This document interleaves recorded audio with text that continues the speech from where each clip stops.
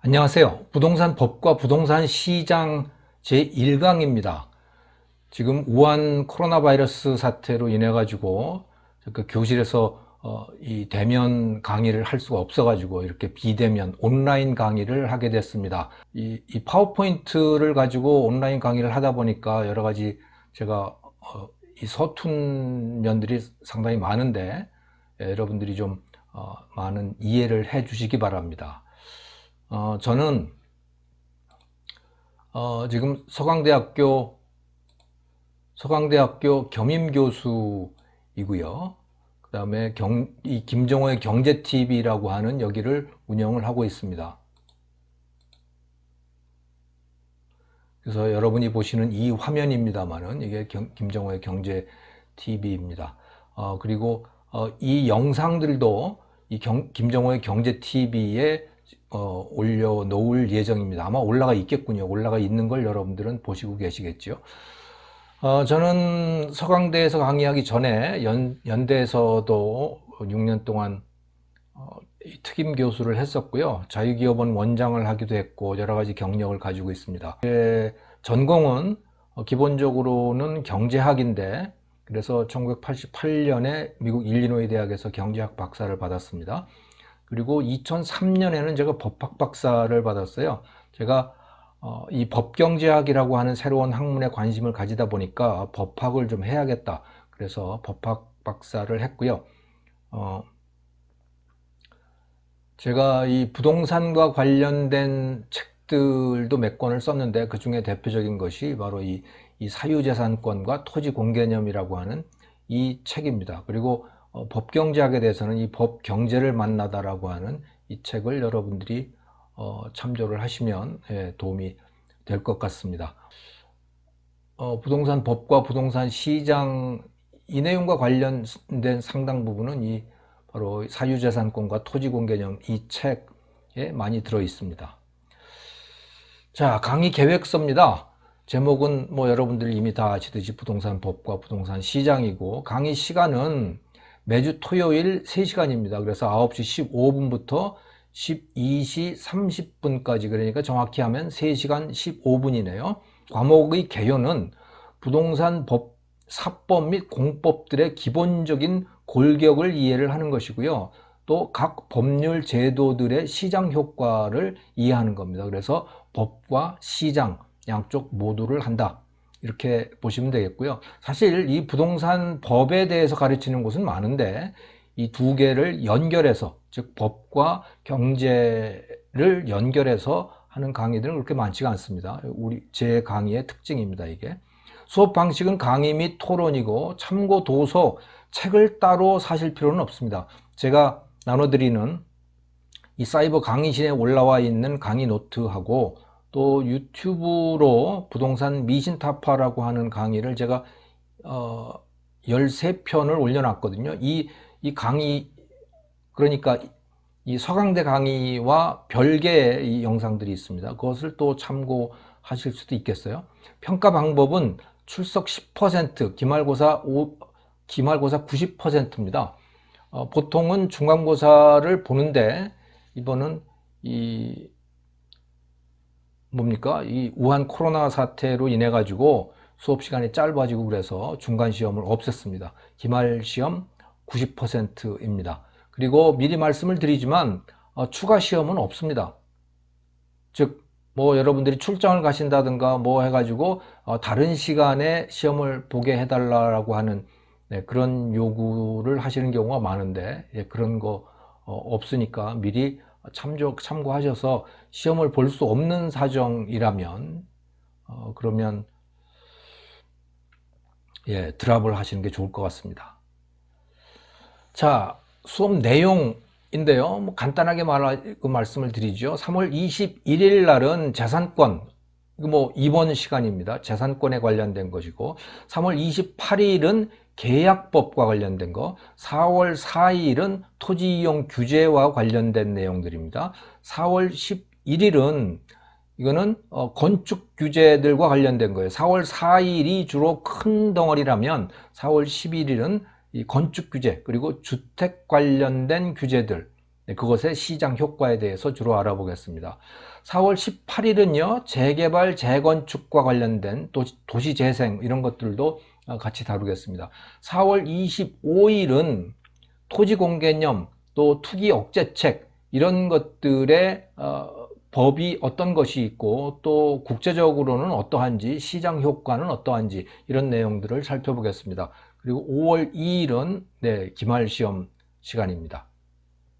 자, 여기서 3월 21일과 28일 요 두 번은 이거는 온라인 강의로 하겠습니다. 자, 첫 번째 시간 오늘 내용은요, 이 재산권입니다. 우리가 기본적으로 자유사회에 살고 있는데 계획경제 이런 데가 아니잖아요. 통제경제 이런 게 아니고 자유사회에 살고 있는데 이 자유사회의 기본 원리, 경제에서의 기본 원리와 재산권이 어떤 역할을 하는지에 대해서 살펴보겠습니다. 자, 제가 상당히 좋아하는 학자인데요. 리처드 앱스타인이라고 하는 법학자입니다. 미국의 법학자고 이 법경제학에 상당히 정통한 분입니다만은 이분의 책 Simple Rules for a Complex World, 세상은 굉장히 복잡하지만 이 세상이 돌아가기 위한 규칙들은 그렇게 굳이 복잡할 필요가 없다. Simple Rule이면 된다. 그리고 그 Simple Rule은 이 5가지다 이렇게 정리를 했어요.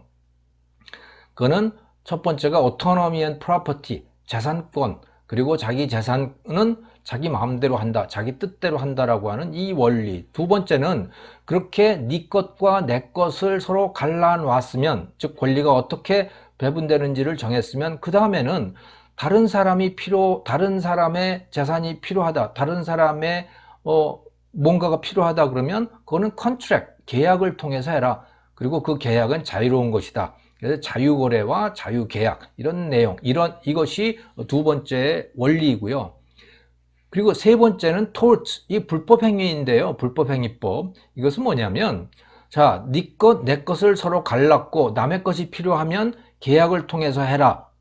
그리고 그건 자유다라고 하는 이 원리가 기본 원리인데 그것을 벗어나는 경우에는 그건 불법행위다 하는 거죠. 네, 그래서 불법행위를 했으면 거기에 대해서 손해배상을 하든가 아니면 또 무슨 형사처벌을 하든가 이런 원리가 적용된다라고 하는 거예요. 그래서 재산권, 자유계약, 또 불법행위라고 하는 큰 원칙들이 있습니다. 이게 사법인데요, 기본적으로. 하지만 이것만으로 해결되지 않는 경우들이 나타난다. 그게 예를 들어서 뭐 비 오는 날 사거리에 로타리에 신호등이 없다고 생각을 해보면 거기에 자동차들이 서로 얽힐 거 아니에요? 이런 문제, 서로 조정이 잘 안 되는 거, 이것은 공법적으로 들어가서 조정을 할 수가 있다. 그래서 시장을 조절한다, 조정한다. Necessity, Coordination and Just Compensation. 그걸 위해서 그 개인의 재산들을 또 권리를 제약을 하고 또는 수용을 했다면 보상을 해줘라 라고 하는 것이고, 그래서 시장을 조종하는 겁니다. 다섯 번째 take and pay라고 하는 이것은 뭐냐면 세금이에요. 네, 세금. 정부가 뭔가를 하기 위해서 필요한 것은 그것은 강제 수용하고 또 하지만 보상을 해줘야 된다는 거예요. 이 네 번째 이것은 민간들끼리에 뭔가 얽혀서 안 되는 것일 때 조정해 주는 것이고, 다섯 번째는 정부와 시민들 사이의 관계를 규정하는 겁니다. 그래서 이 5가지의 원리면 그러면 이 사회가 자유사회가 돌아갈 수 있다라고 하는 것이죠. 네, 그 중에 첫 번째가 재산권, autonomy and property 이것인데 오늘 그 내용을 말씀을 드리려고 하는 겁니다. 네. 자, 여기 사진에서 보는 여러분들이 보시는 이 집들, 수많은 집들이 있죠. 이 집을 소유하고 또 점유하고 있는 사람들이 다 있는데요. 이 소유자를 생각을 한번 해보세요. 누가 이걸 소유하고 있을까요? 이 소유하고 있는 사람들의 특징이 뭘까요? 그건 기본적으로 팔지 않았다는 겁니다. 이걸 아직 팔지 않고 자기가 갖고 있는 거예요. 팔 수도 있는데 갖고 있다는 얘기죠. 그러면 왜 팔지 않고 갖고 있을까? 바로 자유사회에서 자유시장이 작동하는 상황에서 이것을 소유하고 있는 사람들은 그것에 대한 지불 의사가 가장 높은 사람들이란 얘기예요. 예를 들어서 지금 이 집이 뭐 5억짜리 집인데 다른 사람이 예를 들어 10억을 내고 살려고 하면 당연히 팔 거 아니에요? 그러면 지금 이 사람은 왜 안 팔고 있을까? 자기가 내려고 하는 것보다 그거보다 더 높게 주겠다고 팔려고 하는 사람이 없기 때문인 거죠. 즉 자기가 가장 지불 의사가 높은 사람인 겁니다. 대체로 보면 그렇다는 거죠. 그래서 이 사유재산제가 작동하는 상황에서 현재 이 집을 소유하거나 또는 점유하고 있는 사람은 대개 그것에 대한 지불 의사, 소유 또는 점유에 대한 지불 의사가 가장 높은 사람일 가능성이 높다 라고 하는 거예요.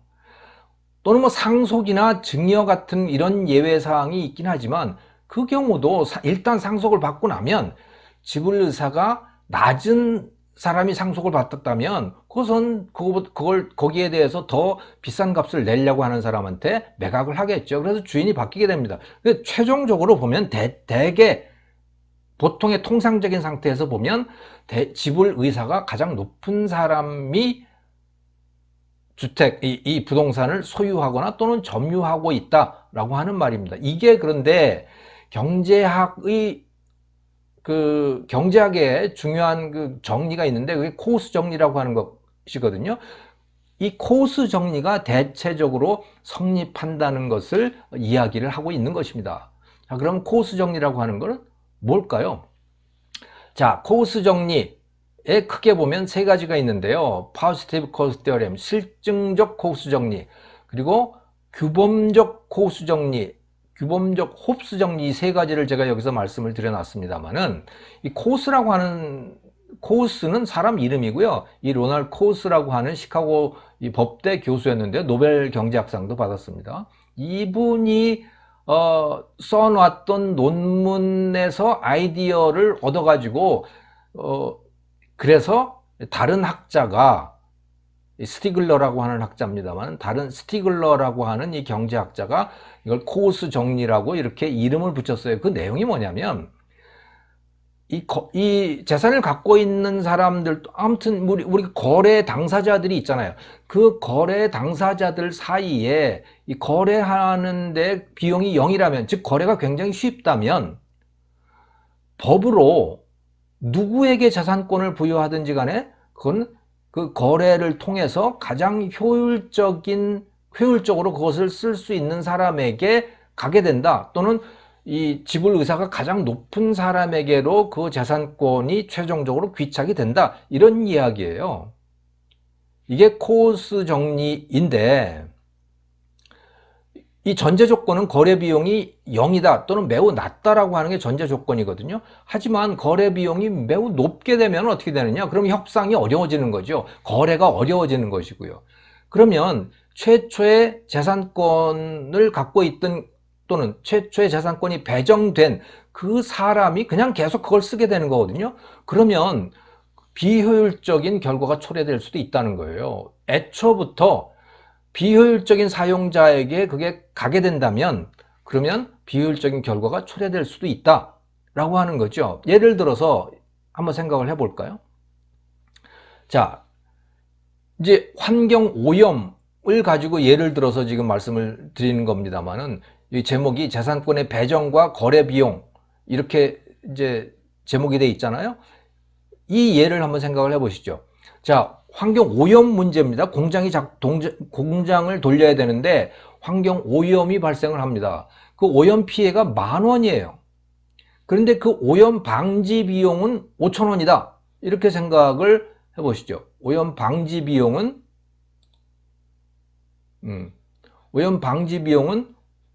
아이고 이거 잘못됐네. 오염 방지 비용은 5,000원이다. 이렇게 되어 있어요. 오염 피해액은 10,000원이고요. 자, 그러면 이거는 오염을 막는 게 좋겠죠? 왜냐하면 오염 5,000원을 들여가지고 오염 방지 시설을 하게 되면 10,000원의 피해가 줄어들잖아요. 그러니까 오염을 막는 것이 효율적인 해법이 되는 겁니다. 자, 그런데 거래 비용이 작은 경우를 한번 생각을 해볼까요? 오염자한테 권리를 줬어요. 당신 마음대로 오염을 배출을 해도 돼요. 자, 이렇게 됐다고 생각을 한번 해보세요. 자, 그러면 이 사람은 자기가 마음대로 오염을 배출할 권리가 있잖아요. 자, 그러면 이 사람은 오염 방지 시설을 할까요? 안 할까요? 당장 보면 오염 방지 시설을 안 하고 마음대로 그냥 오염을 배출할 것 같지만 그렇게 되지 않습니다. 왜냐하면 이 옆에 피해를 받는 사람들이 어떻게 될까요? 그거 그냥 이 업자가 마음대로 오염을 배출을 하면 10,000원의 피해를 보게 되잖아요. 그 사람들은. 그러니까 어떻게 하겠어요? 예를 들자면, 자, 6,000원 줄게. 그 오염 방지 시설을 해주세요. 내가 5,000원, 6,000원을 줄 테니까 당신 그 중에 5,000원 가지고 방지 시설을 하고 1,000원은 그냥 당신이 이익으로 챙기세요. 이렇게 제한을 충분히 할 수 있는 거거든요. 그렇게 하더라도 6,000원을 그렇게 주더라도 자기가 얻는 이익은 10,000원이잖아요. 왜냐하면 10,000원의 피해를 줄일 수가 있기 때문에.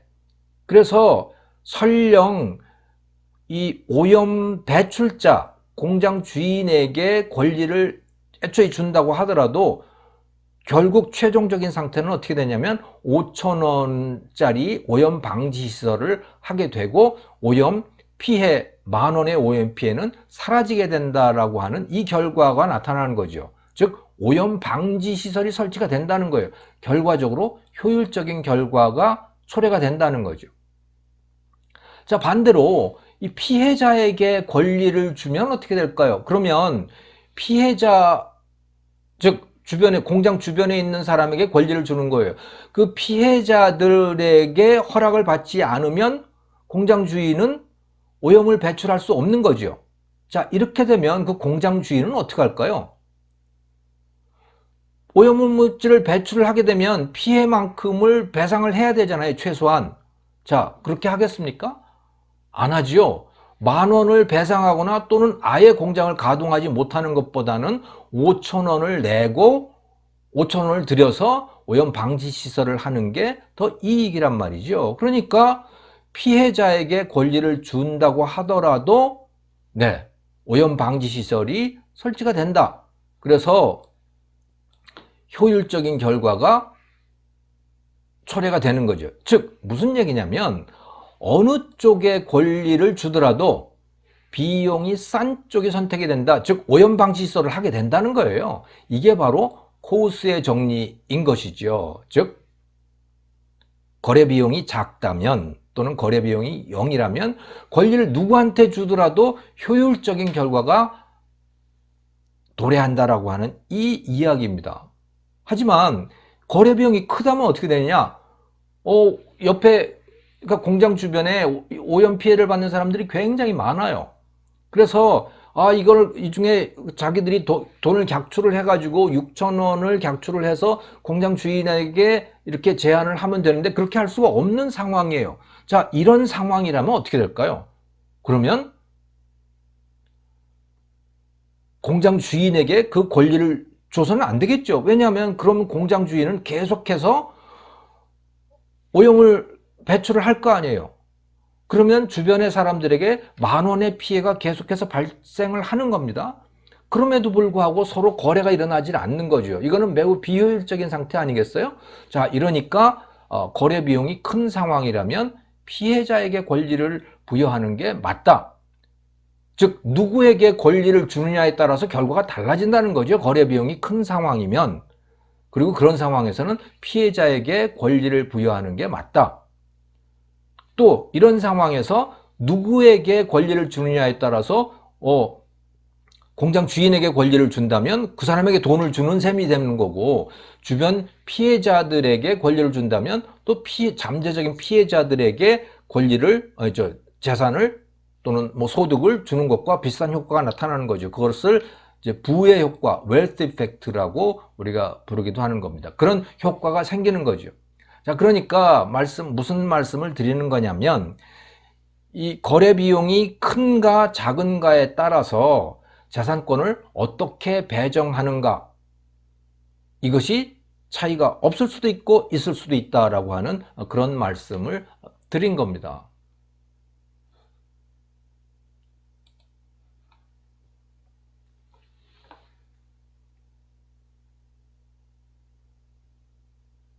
이것도 비슷한 건데 한번 여러분들이 잘 보고 한번 공부를 해 보시기 바랍니다. 이것은 오염 방지 비용이 10,000원이고 오염 피해액이 5,000원인 이런 상황이에요. 그러니까 방지 비용이 굉장히 높은 거죠. 이게 어떤 상황이냐면 거리에 자동차 운행 때 나오는 소음 같은 경우에 자동차가 다니면 굉장히 시끄럽잖아요. 그래서 그 도로 주변에 사는 사람들이 괴롭죠. 저도 집에서 문 열어놓으면 되게 시끄럽거든요. 자, 근데 그 자동차의 소음을 막으려면 엄청난 비용이 들어가는 거죠. 아예 자동차 운행을 해서는 안 될 수도 있어요. 그 비용, 이 소음 공해를 막기 위해서는. 즉 오염 방지 비용이 굉장히 높은 거죠. 이런 상황에서는 그냥 오염을 허용하는 것이 더 나아요. 그 오염을, 자동차 소음을 뭐 완벽하게 없애려고 하면, 조용하게 만들려고 하면 이건 뭐 보통 일이 아닌 거죠. 네. 자, 그래서 오염을 그냥 방치하는 게 더 효율적인 상황이 되는 건데, 자, 이런 상황에서 거래 비용이 작을 경우, 클 경우 여러분들이 한번 따져 보시기 바랍니다.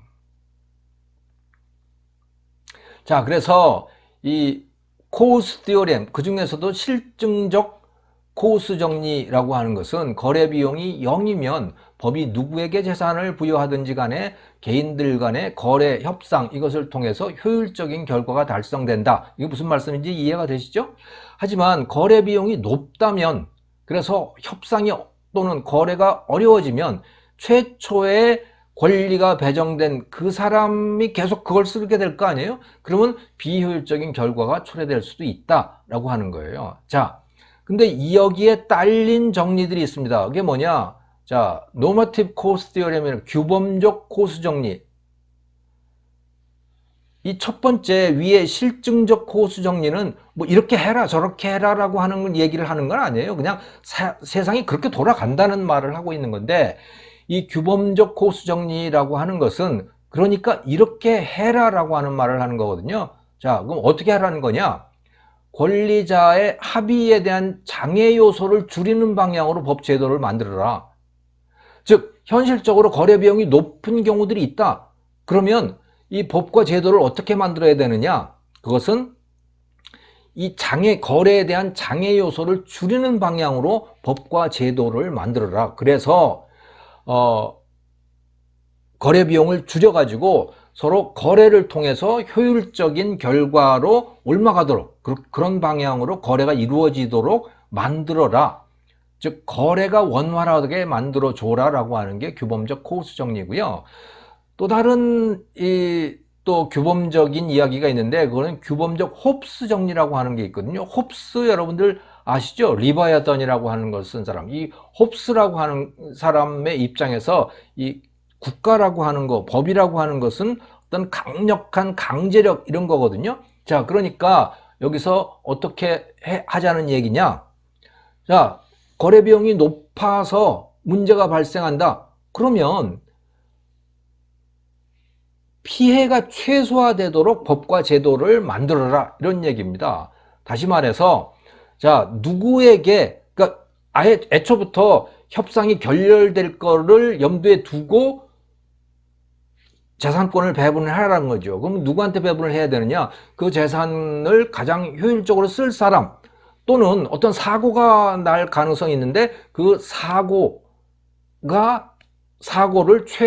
사고를 막는 비용이 가장 작은 사람, 최소 비용 회피자에게로 권리를 배정을 해줘라 라고 하는 것이 이 노머티브 홉스 디어렘, 규범적 홉스 정리의 내용이라고 보시면 되겠어요.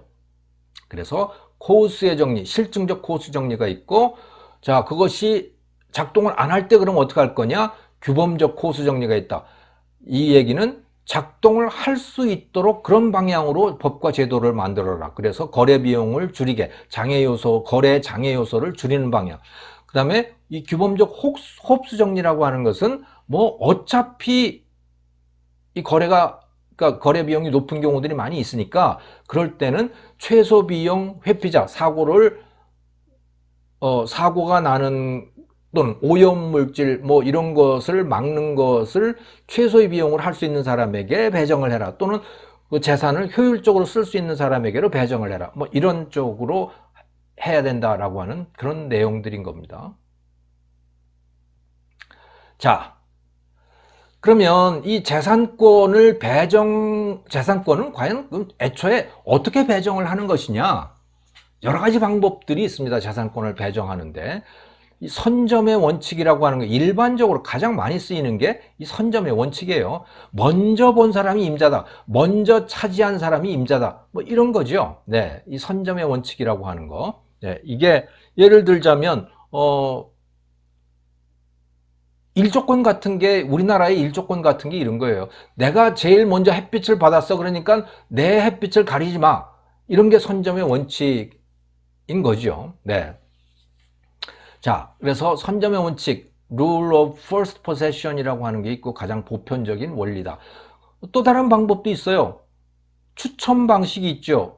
예를 들어서 재건축 아파트의 일반 분양, 거기에 대한 입주권 또는 분양권은 어떻게 구하죠? 그건 추첨으로 하잖아요. 네. 그래서 이 추첨 방식이 있다. 경매 방식도 있는 겁니다. 주파수, 뭐 이동통신의 그 주파수 대역들이 있잖아요. 그 주파수 대역을 그걸 어떻게 그런 배정을 하느냐, 그것도 굉장한 재산권인데, 그거에 대해서는 일정한 자격을 갖춘 사람들을 딱 이 자격 요건을 규정하고, 그 자격을 갖춘 사람들, 갖춘 기업들 중에서는 그 다음에 가장 최고액을 써낸 사람에게 주파수를 배정하는 방식인 거죠. 경매 방식인 겁니다. 자, 이런 것도 있고, 연계 소유권이라고 하는 것도 또 있어요. 연계 소유권이라고 하는 건 뭐냐?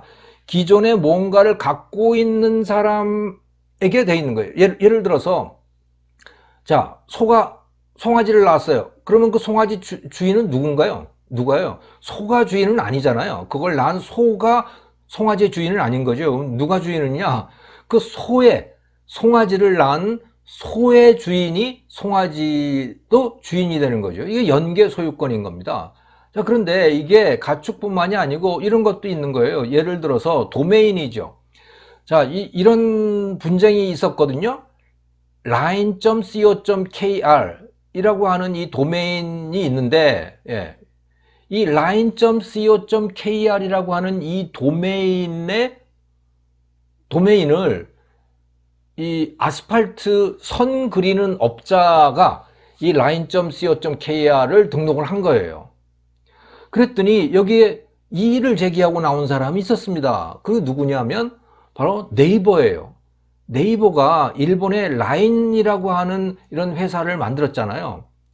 그래서 라인은 네이버의 비즈니스인데 왜 너희들이 그 라인을 갖다가 너희 거라고 그러느냐. 자, 이 분쟁이 붙은 거죠. 최종 결론은 뭐냐면, 그거는 네이버 거야. 왜냐하면 네이버가 이미 라인의 비즈니스를 하고 있기 때문에 이 line.co.kr이라고 하는 거는 라인 비즈니스를 먼저 하고 있는 사람이 있는 거야. 일종의 뭐 선점의 원칙 같은 거, 그러면서 동시에 이 연계 소유권을 인정을 한 겁니다. 네.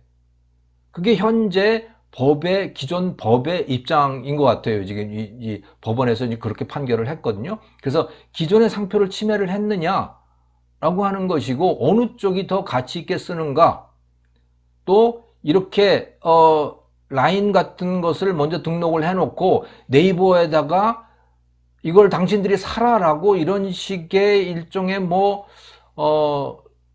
부당행위 같은 이런 것들을 했느냐 안 했느냐 이런 것들을 이제 법원이 따지더라고요. 네. 그래서 이런 연계 소유권 방식도 있습니다. 자, 그다음에 심사 방식도 있죠. 방송국 허가 내줄 때 이거는 심사 방식, 또 면세점 허가도 이게 심사 방식으로 허가를 내줍니다. 도대체 이 면세점을 도대체 왜 허가를 하는지 난 이유를 모르겠는데요. 면세점 그냥 하고 싶은 사람이 하면 되는 거죠. 예. 근데 뭐 면세점 숫자를 딱 정해놓고 그것도 허가 방식으로 하고 있습니다. 뭐 면세점이라고 하는 것도 이 사업권도 굉장한 재산권이죠. 그건 심사로 한다. 또 어떤 이 부동산 같은 경우는 20년 동안 뭐 공평무사하게 그것을 점유하고 있었다면, 그리고 그 진짜 주인이 와서 이의를 제기하지 않았다면, 그러면 소유권이 넘어간다는 이런 시효 취득 방식도 있어요. 그래서 이런 여러 가지의 재산권을 배정하는 방식들이 있습니다. 네.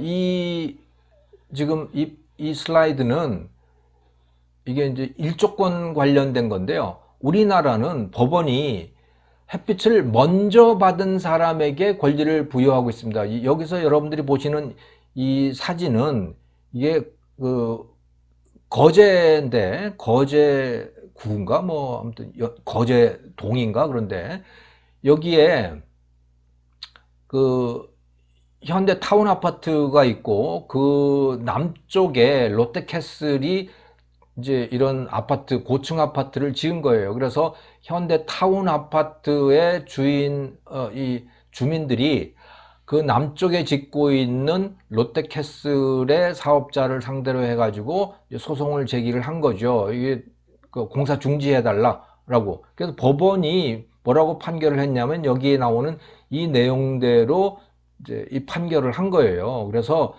그 중에 한계동인가를 15층을 초과해서 건축해서는 안 된다, 이런 결정을 내린 거예요. 이게 30층에서 35층짜리 그런 건물인데 이미 분양도 다 돼 있는 겁니다. 근데 16층부터는 짓지 마라, 이렇게 된 거죠. 네.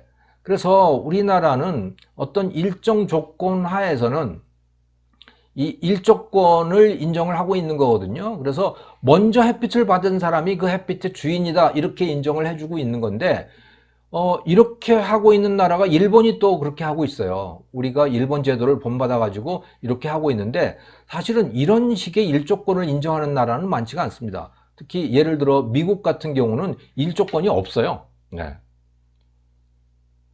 즉 먼저 햇빛을 받았다고 하더라도 그 남쪽에 건물을 지어서 그 남쪽으로 인해 가지고 햇빛이 가려진다고 하더라도 남쪽에 대해서 손해배상을 청구한다든가 또는 뭐 건축 금지를 청구한다든가 이런 권리가 없습니다. 예. 예를 들자면 이런 건데 예를 들자면이 아니군요. 참 이게 실제로 1959년에 미국의 플로리다 최고법원에서 내려진 판결이거든요. 그 이후로 미국에는 이제 일조권이라고 하는 게 존재하지 않게 되는데, 이 앞에 있는 여기서 볼 때 이 남쪽에 있는 이 건물이 펀테인블루 호텔입니다. 이 뒤에 있는 건물이 이든락이라고 하는 호텔이에요. 여기 보시면 여기 풀장이 있잖아요. 이 풀장인데, 자, 원래는 이렇게 벽처럼 되어 있는 이 건물이 없었어요. 이게 펀테인블루 호텔의 이제 그 뭐 별관인 거죠. 이것이 없었어요. 없었는데, 그래서 이 이든 락 호텔에 여기에 보시면 이 풀장이 있잖아요. 이 수영장. 이 수영장에 햇빛이 잘 들었단 말이에요. 그런데 이 남쪽에 있는 이 펀테인블루 호텔이 여기 병풍처럼 세워져 있는 이 건물을 지은 거예요. 이 건물을 지은 거예요. 그러니까 당연히 햇빛이 가려지게 되는 거고, 그래서 여기에 이 풀장에도 당연히 그늘이 지게 된 거죠. 그래서 이 풀장이 상당히 퀄리티가 나빠진 겁니다. 일광욕을 하기가 굉장히 어려워지고, 그래서 이든 락 호텔이 상대적으로 피해를 입게 된 거죠. 그래서 이 이든 락 호텔이 남쪽에 있는 이 별관을 신축하는 펀테인블루 호텔을 상대로 해가지고 소송을 제기를 했어요. 그런데 이 플로리다 최고법원에서 판결이 뭐냐? 이든락 호텔에 그런 권리가 없다. 즉, 이 북쪽에 기존의 햇빛을 받고 있는 이 호텔이 남쪽에 새로 건물을 짓는 이 호텔에 대해서, 이 건축주에 대해서 건축을 금지시키거나 또는 손해배상 청구할 수 있는 권리가 존재하지 않는다. 그런 권리를 인정할 수 없다라고 판결을 하지요. 왜냐하면 이런 권리를 인정하게 되면 제대로 건축 행위를 할 수 있는 그럴 수가 없다는 거예요. 건축이 제대로 일어날 수가 없고 도시가 발전을 할 수가 없다. 그래서 그런 권리를 인정할 수 없다라고 1959년에 플로리다 최고법원에서 판결을 합니다. 그리고 그 이후부터 다른 주에서도 다 이 판결을 받아들이죠. 그래서 미국에는 일조권이 없어요. 네. 물론 최근에 들어서 태양열 전지에 대해서는 부분적으로 이런 일조권을 인정하는 그런 주들이 생겨나고 있습니다만은 입법으로. 하지만 기본적으로는 일조권을 인정을 안 하고 있지요. 우리나라는 일조권을 인정을 하고 있습니다. 그리고 그 일조권은 여기에서 보셨을 때 재산권 배정의 여러 가지 방법들 중에 선점의 원칙이 인정이 된 겁니다. 그리고 이것은 법원에 의해서 인정이 된 거죠. 입법이 아니라 법원에 의해서 인정이 된 그런 방식인 겁니다. 자, 그래서 이 재산권 배정에 여러 가지 방법들이 있다라고 하는 그런 말씀이었습니다. 참, 그리고 이 일조권 문제에 대해서는 이것이 그러니까 어느 쪽이 더 좋은 건가? 네. 우리나라의 방식, 즉 선점의 원칙이 더 좋은 것인가? 일조권에 대해서. 아니면 미국과 같은 방식, 일조권을 인정하지 않는 것이 더 좋은 것인가? 이 문제에 대해서는 앞으로 네 번째 시간이죠. 토지 이용 규제 시간에 이 부분에 대해서는 구체적으로 시장 효과가 무엇인지를 기반으로 해서 이 효율성을 판단하도록 하겠습니다. 자, 그래서 우리가 사유재산, 재산권에 대해서 이야기를 하고 있는 건데, 그럼 대부분 이 사유재산을 말을 하고 있는 거죠. 이 사유재산은 배타적인 사용권, 수익권, 처분권 이렇게 구성이 됩니다. 사용권이라고 하는 건 뭐 다 사용할 수 있는 권리죠. 수익권이라고 하는 것은 다른 사람에게 빌려주고 그 임대료를 받을 수 있는 권리이고, 처분권은 판매 또는 뭐 증여, 상속 이렇게 할 수 있는 권리를 뜻하는 겁니다. 그런데 여기에 보면 다 이 배타적이라고 하는 말이 들어가 있잖아요. 배타적. 기분이 나쁘죠. 배타적이라고 하는 거. 근데 이 배타적이라는 말은 뭐냐면 기본적으로 내 뜻대로 할 수 있다는 겁니다. 내가 남한테 주든 내가 남한테 주지 않든 나 혼자 쓰든 다른 사람이 쓸 수 있도록 허용하든 남한테 빌려주든 그것은 내 뜻에 따른다라고 하는 거죠. 타인이 강제할 수 없다라고 하는 의미에서 이 배타적이라고 하는 단어를 쓰고 있는 것입니다. 네. 자, 이 재산권은 다양한 스펙트럼이 있죠. 다양한 종류의 재산권이 있죠. 제가 조금 전에 이 사유재산에 대해서 말씀을 드렸습니다만은 사실은 사유재산만 있는 것이 아니죠. 뭐 다양한 종류의 재산들이 존재합니다. 그래서 공유, 모두의 재산, 모두의 소유 이런 공유 있죠. 이것은 사실은 많은 경우에 무주물일 경우가 많습니다. 주인이 없는 거예요. 모두의 것이라는 얘기는 주인이 없는 것이다 라고 하는 것과 동의어인 경우가 많이 있습니다. 그 다음에 국유가 또 있죠. 국유. 네. 국가의 소유. 이런 공유가 있습니다. 위에 공짜하고 요 공짜가 다르죠. 요 공유는 지방자치단체의 소유일 때 이 공유를 씁니다. 공유재산이라고 할 때. 그래서 국유재산, 공유재산이 다르고요. 자, 그 다음에 조금 이미 말씀드렸던 이 사유라고 하는 게 있습니다. 사유라고 하는 거는 위의 것들이 아닌 뭐 일반 우리 각자 자연인들, 개인들 또 법인의 소유일 경우에 사유라고 하는 말을 씁니다. 자, 그리고 이 공유라고 하는 거 말이죠. 공유. 사유가 아닌 공유의 여러 가지 종류들이 있어요. 그게 뭐냐면 무주물이 있고 또 이런 여러 명이 공동으로 소유하고 있는 경우가 있습니다. 여러분들 이 등기부에 보면 소유자가 한 사람이 아니고 여러 사람 소유로 되어 있는 게 있어요. 그걸 또 이런 공유라고 쓰기도 합니다. 합유라고 하는 게 또 있거든요. 합유. 이것은 조합원과 조합 소유 토지, 이 관계를 우리는 합유 관계라고 이야기를 합니다. 또 총유 관계도 있어요. 마을 주민과 마을 회관 사이의 관계. 자, 마을 회관이 분명히 마을 주민들의 것이잖아요. 하지만 그렇다고 해가지고 마을 주민이 그걸 팔 수 있는 건 아니잖아요. 그걸 빌려주고 무슨 돈을 받거나 그럴 수 있는 것도 아니잖아요. 그 한 사람 한 사람이. 그런 관계를 우리는 총유라고 부르는 거죠. 그러니까 이 재산과 재산권자 사이의 관계는 다양한 여러 종류의 관계들이 존재한다라고 하는 것을 여기서 알 수가 있습니다.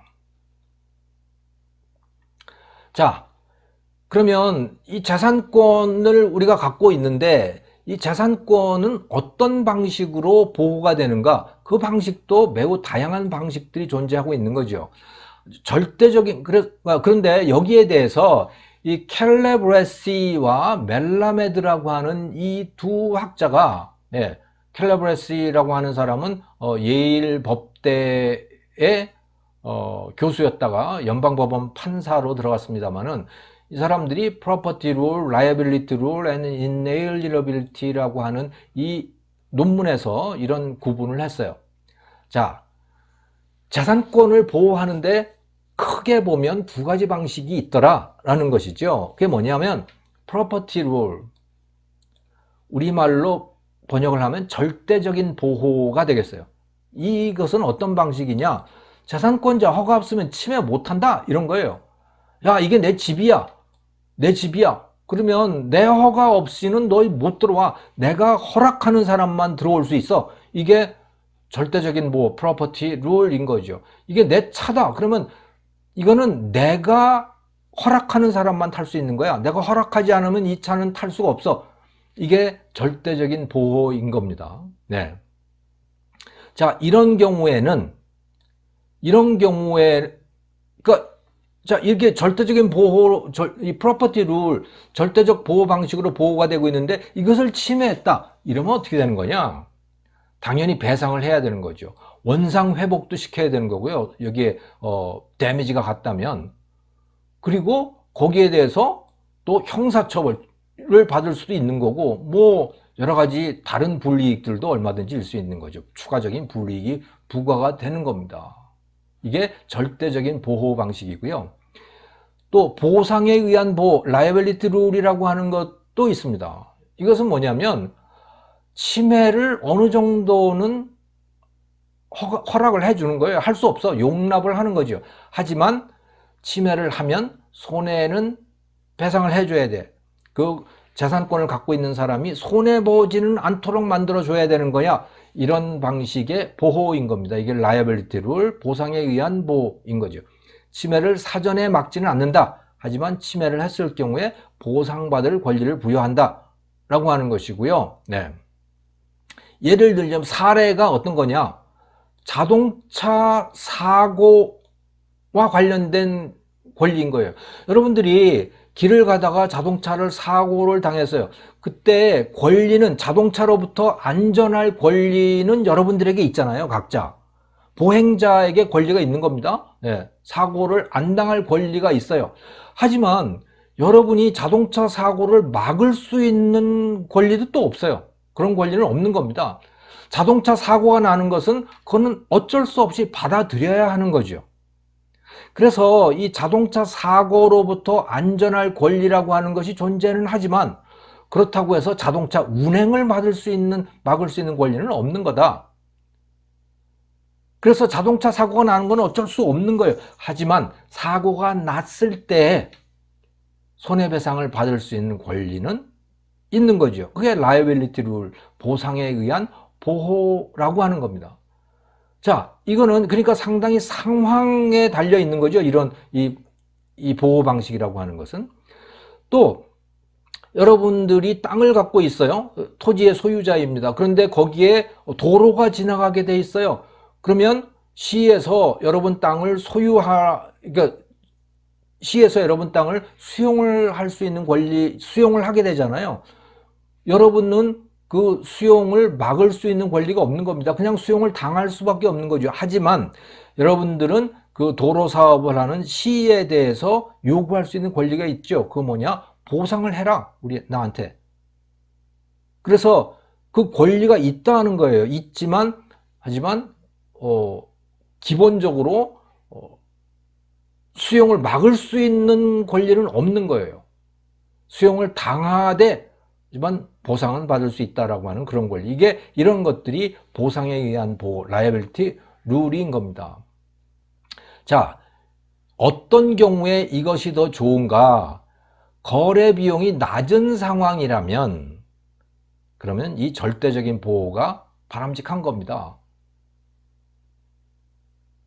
이것이 필요한 사람이라면 재산권을 갖고 있는 사람, 그 권리자에게 허락을 받아라. 허락을 받지 않으면 그러면 그걸 쓰지 못하는 거야. 거래 비용이 낮기 때문에 그렇게 해라. 그래야 이것이 가장 효율적으로 사용할 수 있는 사람에게로 이 재산이 넘어갈 수 있다라고 하는 것이죠. 그게 절대적 보호는, 그래서 거래 비용이 낮은 경우는 절대적 보호를 하는 것이 좋다. 하지만 거래 비용이 높다면, 당사자 사이에 합의를 하는 것이 굉장히 어렵다면, 그러면 잘못하면 알박기 같은 이런 현상들이 나타날 수가 있다. 전략적 행동들이 나타날 수가 있다. 그러니까 그럴 때는 보상만 하게 하고 그것을 더 효율적으로 효과적으로 쓸 수 있는 사람이 가져갈 수 있도록 그렇게 한다. 그게 보상에 의한 보호의 취지인 것입니다. 그래서 자산권 보호의 방식은 절대적 보호, 보상에 의한 보호, 이 두 가지가 있다. 네, 이렇게 요약할 수가 있겠습니다. 자, 오늘 이번 시간은 여기까지 하겠습니다. 자산권에 관한 첫 번째 시간이고요. 이거 말고도 재산권 공시, 또 재산권의 분할, 또 수용 보상, 이런 문제들이 더 남아 있거든요. 이것은 별도의 동영상으로 처리를 하겠습니다. 자, 그래서 이건 재산권 첫 번째 영상이었습니다. 수고 많으셨습니다.